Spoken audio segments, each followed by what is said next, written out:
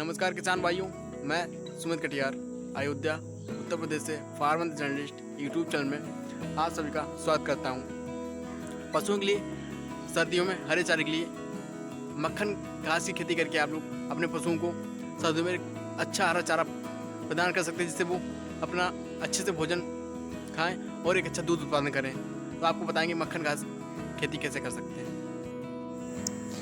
सबसे पहले आपको अपने खेत की अच्छी जुताई करने के बाद खेत में मेड़ बना लेनी है, जिसमें आप लोग अपने आसपास ही ट्यूबवेल से पानी भर देंगे। पानी भरने के बाद आप लोग छिटकवा विधि से, जिसे हम लोग इंग्लिश भाषा में ब्रॉडकास्टिंग मेथड कहते हैं, उस विधि से आपको अपने खेत में मक्खन घास के बीज को बो देना है। बो देने के बाद आपको खेत को अपना ऐसे ही छोड़ देना है, जिससे जब ये धीरे धीरे सूखेगा तो बीज भी नीचे चले जाएंगे और लगभग बुवाई के 10 से 15 दिन बाद आप जर्मिनेशन देख पाएंगे कि इसमें जर्मिनेशन स्टार्ट हो गया। तो मक्खन घास इस प्रकार की आपको लगभग 1.5 महीने करीब इतनी हाइट में हो जाएगी बुवाई के। इसके बाद आपको क्या करना है, बात करते हैं कि आप वो बीज कहाँ से परचेस करेंगे मक्खन घास।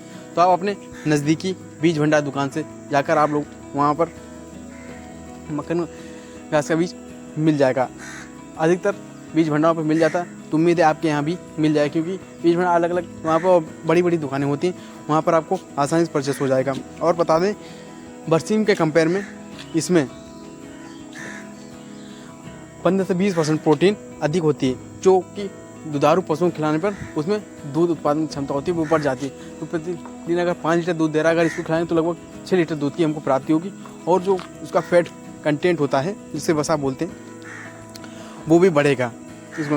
और इस बात का विशेष ध्यान रखें, जब आप जहाँ कहीं भी इसकी आप लोग खेती करें तो आसपास ही पानी की एक उचित व्यवस्था हो, या फिर पानी ले जाने की उचित व्यवस्था हो, क्योंकि इस पर पानी की अधिक आवश्यकता रहती है और इसमें खरपतवार की समस्या हो जाती है। तो उसके लिए आप लोग जब इसकी खरीफ सीजन में खेत की अच्छी जुताई कर लें, जिसमें जो खरपतवार हों वो मर जाएं।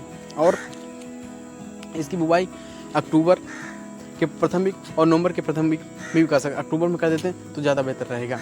तो आपकी फसल लगभग नवंबर के लास्ट तक फसल ये तैयार हो जाएगी। और ये पूरे सीजन में लगभग 2 से 3 कटाई आप लोग कर सकते हैं। पहली कटाई करने के बाद आप लोग थोड़ा अपनी फसल में यूरिया का भी डोज दे देंगे, जिससे पौधों को न्यूट्रिएंट्स मिल जाएगा और ये अच्छे से बढ़वार करेंगे और 1-2 कटिंग आपको एक्स्ट्रा काटने को मिल जाएंगी।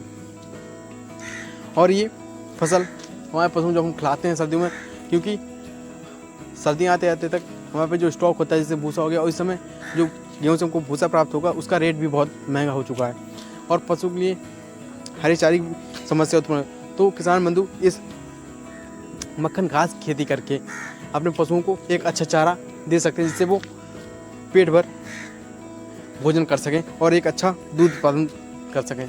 तो इस प्रकार से आप लोग मक्खन घास की खेती कर सकते हैं, अपने पशुओं को चारा खिला सकते हैं।